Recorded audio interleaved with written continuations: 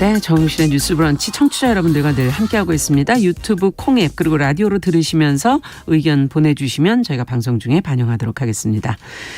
자, 첫 코너 뉴스픽으로 문을 열겠습니다. 화요일 목요일 이 두 분과 함께하고 있죠. 신보라 국민의힘 전 의원 안녕하십니까? 네, 안녕하세요. 조성실 정치하는 엄마들 전 대표 안녕하십니까? 네, 반갑습니다. 자, 오늘도 저희가 이 신당역 영무원 스토킹 살해 사건 관련된 얘기를 좀 하면서 시작을 해야 될 것 같습니다. 김현수 여성가족부 장관이 여성 혐오 범죄로 보지 않는다라고 발언을 해서 지금 논란이 되고 있는데, 자, 여성가족부 브리핑에서는 이 문제에 대한 학계의 논의가 필요하다, 이렇게 말이 나왔다고 합니다. 그 관련 내용 좀 들여다보면서 이 문제를 한번 저희가 다시 한번 좀 들여다보죠. 조 대표님께서 먼저 정리 좀 해 주시겠어요? 네. 최근 발생했던 신당역 영무원 스토킹 살해 사건이 여성 혐오 범죄에 해당하는지를 두고 논란이 일고 있습니다. 네. 그 시발점은 여성가족부 장관의 발언이었는데요. 그러니까 지난 사건을 여성 혐오 범죄로 보느냐라는 기자의 질문에 있어서 여성 혐오 범죄로 보기 어렵다. 그리고 더군다나 이 부분에 있어서는 이제 학계나 여성계에서 정의 부분을 한번 논의할 필요성이 있다라고 장관과 대변인이 이어 말하면서 네. 여성계를 비롯한 곳에서 많은 반발을 사고 있습니다. 그래서 지금 관련한 여성 단체들은 신당역 살인 사건은 여성 혐오 범죄다. 여성 혐오 자체를 지우려는 김현숙 여성가족부 장관이 사퇴해야 한다며 사과를 촉구하고 있는 상황이고요. 네. 또 관련해서 정치권에서도 여러 발언들이 이어지고 있습니다.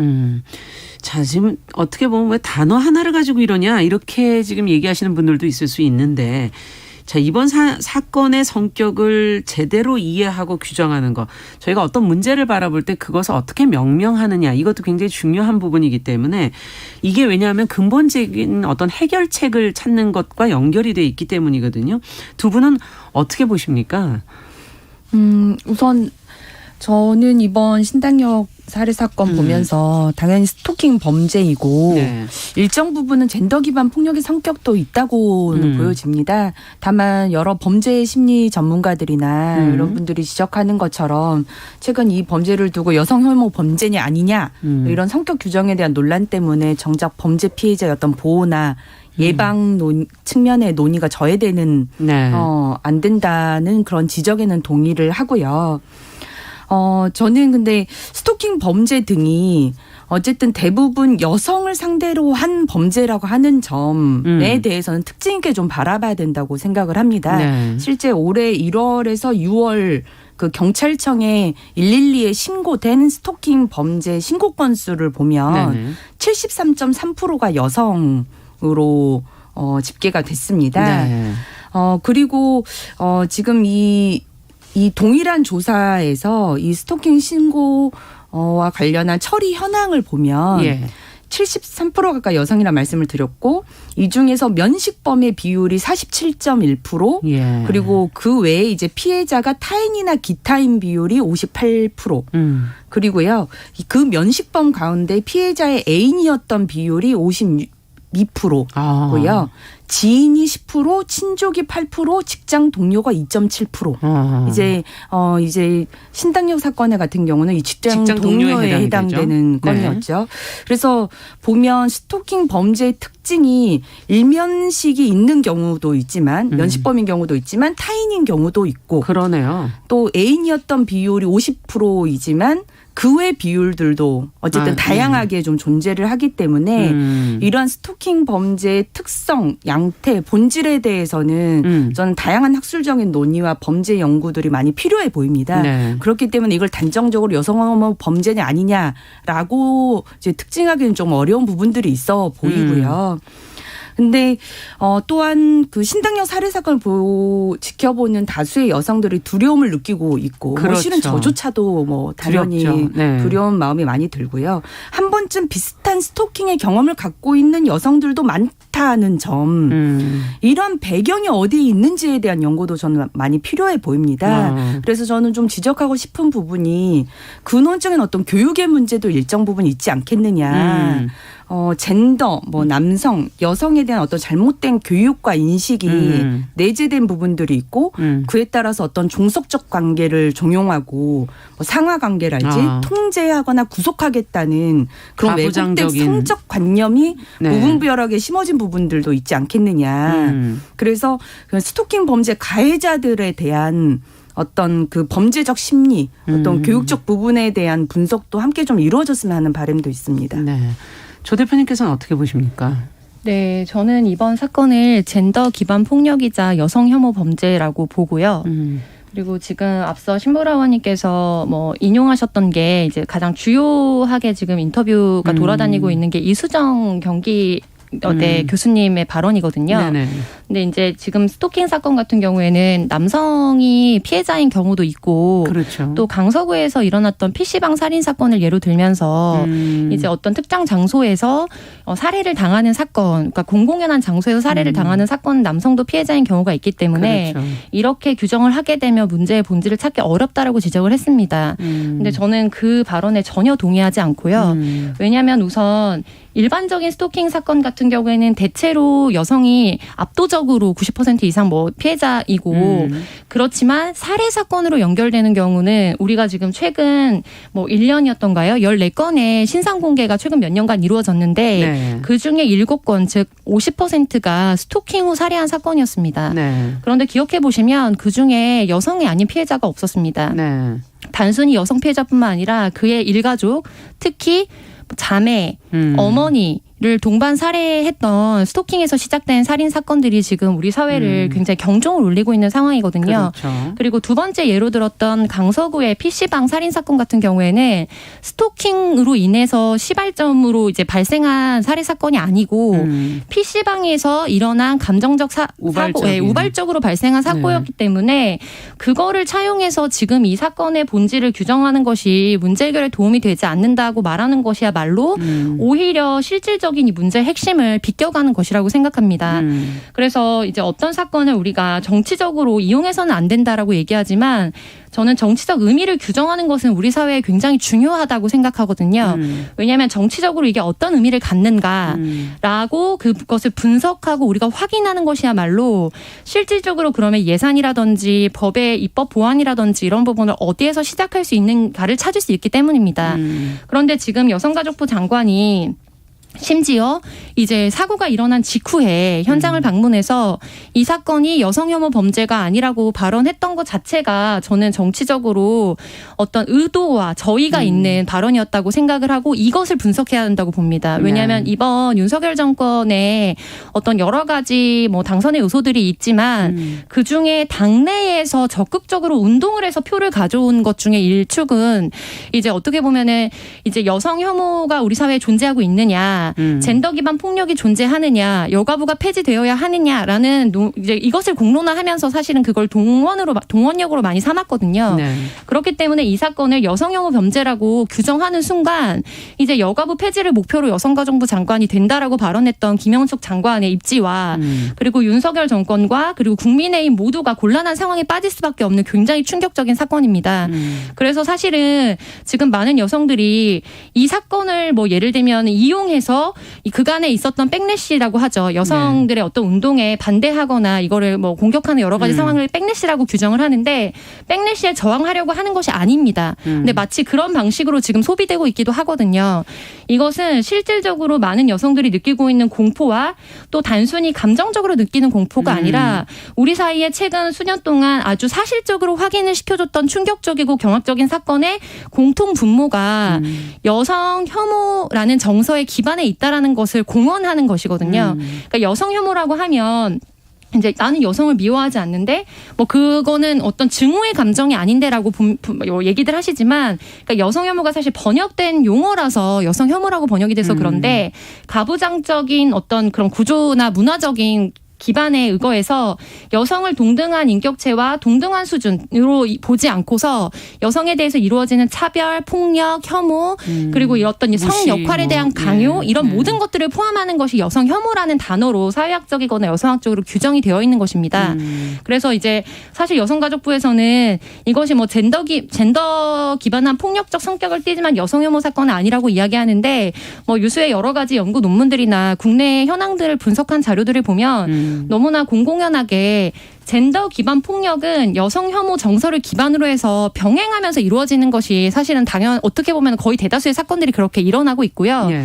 그리고 저는 이 사건이 물론 이제 우리가 너무 일반적으로 드나드는 이제 지하철역 화장실에서 그렇죠. 일어났고 공공장소. 더군다나 네. 영무원이 피해자였다는 사실이 더 충격을 주고는 있지만 네. 근데 그래서 뭐 예를 들면 2인 1조였다면 더 사고를 막을 수 있었다라는 어떤 여러 가지 보완이 필요한 부분들이 있습니다. 근데 이제 핵심적인 부분은 지금 이 가해자가 같은 직장 동료를 화장실에서 불법적으로 촬영을 하고 그 불법 촬영물을 기반으로 삼아서 그러니까 이용해서 피해자를 정말 수백 건에 이르게 협박하고 그다음에 뭐 강요하고 그리고 그거에 사용했던 수법 중에 이제 예를 들면 카카오톡으로 뭐 전송물을 보내는데 그거를 차단하면 다시 새로운 계정을 만들어서 십수개의 계정을 돌려가면서 계속해서 불법 촬영물을 보내고 뭐 예를 들면 돈을 요구하고 만남을 요구했다는 거거든요. 그런데 지금 그렇다면 이 사건의 본질을 과연 여성 혐오와 여성이 언제든지 내가 원하면 나와 데이트할 수 있고 나를 만날 수 있고 내가 어떻게든 결정을 바꿀 수 있는 존재라고 규정하지 않고서야 사실은 일어날 수 없는 일이라는 점을 우리가 분명히 목도해야 한다. 네. 그래서 이 부분에 있어서는 사실 이게 여성 혐오 범죄다 아니다라는 것을 가지고 쟁점화하는 것 자체가 실질적으로 우리 사회가 또다시 이 뭔가 사회적 갈등만 격화될 뿐이지 이제 생산적인 어떤 해결책으로 네. 뭐 나가기는 어려울 거라고 보고요. 이것은 이제 인정을 하고 그렇다면 다수의 여성들을 포함하고 있는 이 스토킹 범죄와 여성 혐오 범죄에 대해서 우리 사회가 어떻게 보완할 것인가를 찾아가는 것, 그 합의점을 만드는 것이야말로 지금 우리가 수년간 계속해서 어떻게 보면 공회전을 도는 것 같은 느낌을 줬던 이 사안에 대해서 새로운 어떤 기점을 마련할 수 있는 뭐 상황이 될 것이라고 봅니다. 네, 어떻게 보면 이 사건 굉장히 복잡하네요. 불법 촬영물이라는 네, 그 저희가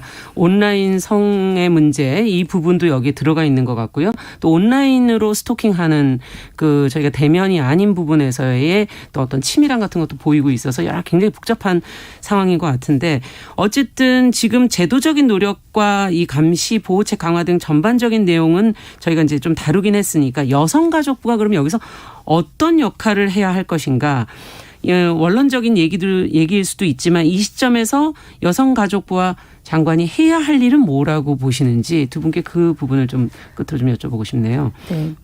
역할은 정말 명확한 것 같아요. 예. 법무부는 가해자 처벌에 중심을 두고 있고 예. 여성가족부는 피해자 보호와 예방을 중심을 두는 부처입니다. 네. 그래서 당연히 피해자 보호와 예방에 관한 업무를 수행해야 되고 저는 정말 안타까웠던 게 왜 스토킹 범죄 처벌법을 제정하면서 동시에 피해자 보호법을 함께 제정하지 않았는가. 그 부분에 대한 문제점이 있다고 보고요. 그 신당역과 관련해서 여성가족부 장관이 조문하는 그날 여성가족부가 그 피해자 보호법, 스토킹 네. 범죄 피해자 보호법을 성안을 해서 이제 국회에 제출을 했다고 합니다. 그래서 이것과 관련해서 이번 정기국회에서 아마 심사를 해서 통과를 할 것인 거 보이는데요. 네. 우선 그게 먼저 가장 중요할 것 같고 두 번째는 이번 사건 같은 경우에 고인이 여가부의 어떤 피해자 지원 시스템의 도움을 받지 못했다고 해요. 왜냐하면 이제 공공기관에 그런 사건이 발생했을 때 여가부에 바로 신고 조치가 들어가질 않아서 또 그런 피해자 지원을 받을 수 없었다고 합니다. 그래서 장관도 초기부터 지원될 수 있는 시스템을 정비하겠다고 했기 때문에 네.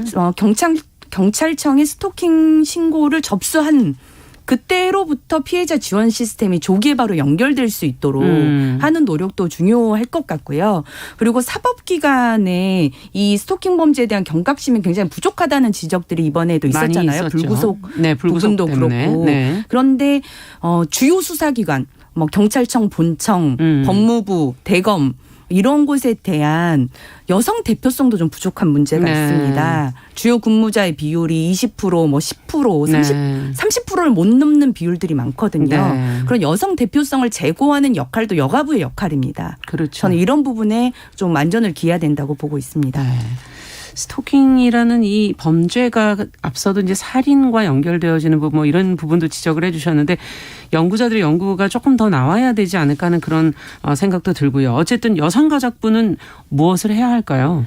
저는 여성가족부가 지금 한계를 고려해 폐지가 명확하다라는 의지를 천명하고 예. 관련해서 이제 이것을 어떻게 그러면은 대안을 마련할 것인지 뭐 관련 기관을 또 출범한 상황으로 알려져 있거든요.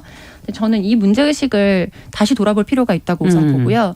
왜냐하면 결국에는 지금 부족했던 부분들을 다른 부처의 개편에서 통합시키겠다는 건데 이제 여성가족부라는 큰 틀이 있을 때에도 사실은 우리가 많이 하지 못했던 여러 역할을 늘 예산이 부족하고 인력이 부족하고 그리고 주요 업무들에 시달려서 사실은 새롭게 들어가는 업무들이 잘 작동을 못한다는 비판을 많이 받고 있는 다른 그렇죠. 부처들의 쪽에서 이걸 보냈을 때 과연 피해자가 그렇다면 어디를 찾아가고 어디로부터 국회가 질타를 할 수 있을 것인가. 그래서 저는 이 부분에 있어서 김현숙 장관이 이 상황을 명확하게 본인도 여성의 한 사람으로서 그간의 뭐 이런 여러 가지 정치적 입지나 이런 것들을 고려할 것이 아니라 이 대한민국 여성들이 뭐 즉시하고 있는 현실에 대해서 재고할 필요가 있다고 생각하고요. 그리고 지금 이번에 불법 촬영물을 가지고 협박했던 것들은 네. 어떻게 보면은 온라인상에서 일어나고 있는 뭐 이른바 엠번바 사건의 그렇죠. 후속 사건들이 있잖아요. 네. 그 사건들이 큰 영향을 미쳤고 그 일환이라고 봅니다. 왜냐하면 업로드를 지금 했는지 안 했는지 모르겠지만 업로드를 하지 않았을 뿐이지 그것을 유포하겠다라고 하는 것과 그 그렇죠. 발언이 주는 의미는 우리가 그동안의 여러 사건들을 보면서 그것이 얼마나 뭐 피해자를 정말 지옥으로부터 탈출할 수 없도록 만드는지에 대해서 너무나 많이 학습해 왔거든요. 네. 그래서 실질적으로 뭐 국제 인권단체들 중에서도 한국이 디지털 성범죄에 특화되어 있다라는 것을 보면서 한국만을 분석해서 케이스 분석을 한 연구 논문들이 발표되기도 합니다. 네. 왜냐하면 이 바탕에는 우리가 이제 스마트폰이 많이 발달되어 있고 네. 전 국민이 가지고 있잖아요. 그래서 촬영이 용이하고 그리고 디지털 기술이 굉장히 개발이 되어 있고 인터넷 접근만이야 이런 것들이 속도 뭐 이런 것들이 정말 가히 범접할 수 없이 세계적인 경쟁력을 가지고 있기 때문에 이 모든 것들이 종합적으로 만들어지면서 최근 10수년간 디지털 성범죄가 굉장히 격화되고 네. 이 예전에는 상상할 수 없었던 규모의 피해가 일어나고 있거든요. 그래서 이 부분에 있어서 디지털 성범죄나 불법 촬영에 대한 어떤 근절을 어떻게 할 것인가. 그러네요. 이 부분에 있어서도 좀 더 뭐 강조할 필요성이 디지털 있을 것 강국도 같습니다. 중요하지만 이 디지털 성범죄의 문제를 어디서 그럼 이걸 처리할 것인가 네. 대처할 것인가 근본적으로 이것도 참 중요한 문제인 그리고 것 같습니다. 마지막으로 네. 이제 친고죄가 폐지되는 부분은 네, 법무부 네. 장관과 대통령이 뭐 의지를 천명한 것으로 알려져 있는데 변화가 있겠죠. 네, 피해자에게 쫓아가서 너만 용서해주면 너만 이 사건을 네. 취하면 내 인생이 정상으로 다시 돌아갈 수 있다. 일상으로 돌아갈 수 있다라고 강요하도록 만드는 법적 체계 자체도 바꿔야 반드시 되죠. 개편돼야 할 부분입니다. 네. 자, 이제 두 번째 뉴스로 또 가보도록 하겠습니다.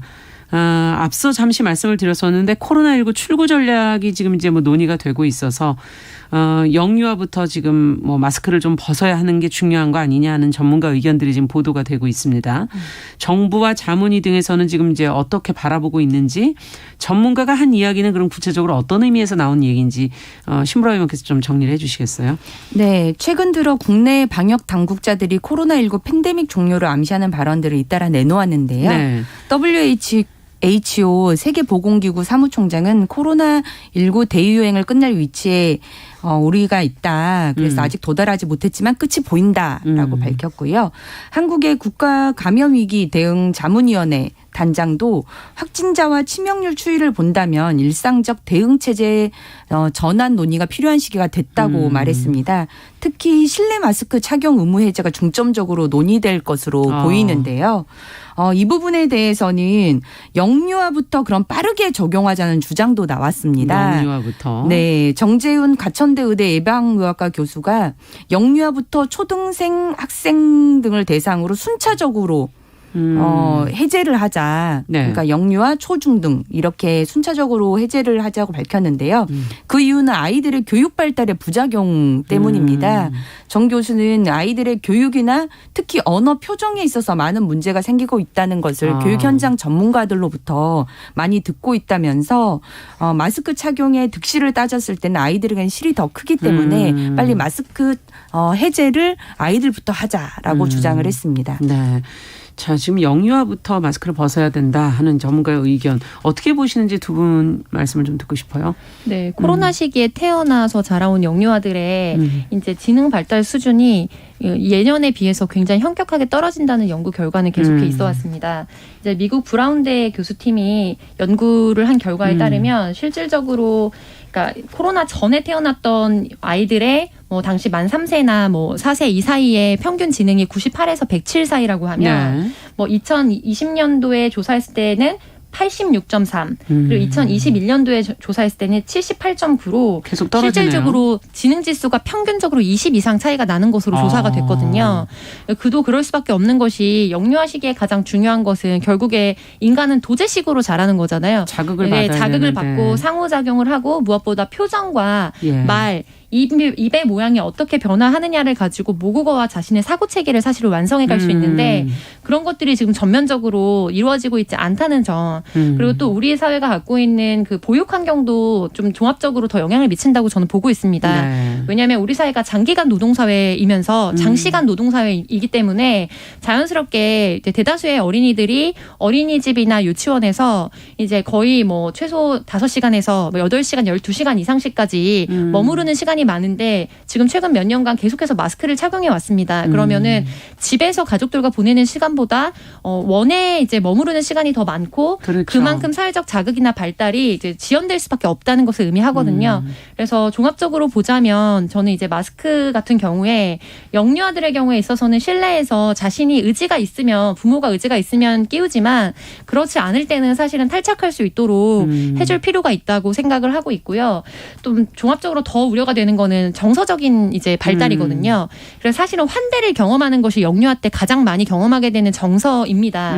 이것이 향후에 상호작용과 우리가 이야기했던 뭐 스토킹이라든지 이런 거에 있어서도 정신적 문제로도 사실은 요인이 될 수 있는 부분이거든요. 네. 근데 낯선 사람을 경계하고 거리두기를 계속 해야 된다라는 정서 자체를 뼈속 깊이 사실은 학습해온 어릴 세대이기 때. 때문에 네. 이제 이 세대들이 어떻게 보면 초등교육이라든지 이제 향후의 교육을 거치면서 대인관계나 부족했던 이런데. 부분을 어떻게 보완할 수 있을 것인가에 대한 정서적 지원과 프로그램이 뭐 교육청이나 그리고 유아교육 보육 차원에서 적극적으로 이루어져야 한다라는 그렇겠네요. 점을 말씀드리고 싶습니다. 네, 신보라 의원께서도 의견을 좀 주시죠. 네, 우선 국내에서 실내 마스크 착용 의무를 해제하는 건 아마 뭐 저는 올해 연말까지는 거의 불가능하다고 보고 그렇죠. 또 겨울에 또 예. 대유행을 또 다시 하게 된다는 경향도 있어서 아마 내년 봄쯤에나 좀 실질적인 논의야 분위기가 있을 것으로는 보이는데요. 네. 저도 영유아 마스크 착용부터 해제하자는 것에 대해서는 적극적으로 좀 공감을 합니다. 저희 아이도 마스크 착용으로 계속 지금 어린이집에 다니고 있는데 실질적으로 그 모방 발화가 잘 안 돼요.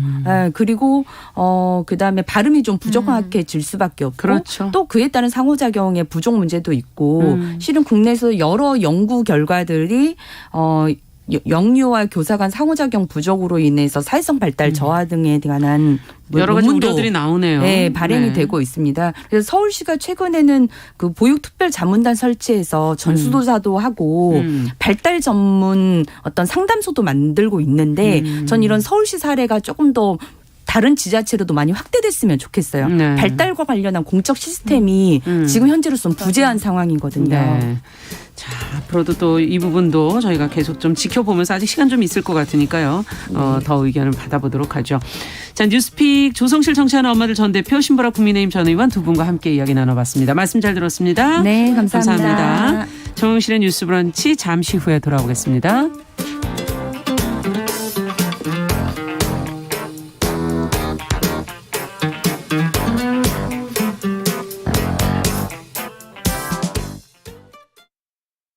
지금 시각은 11시 30분입니다. KBS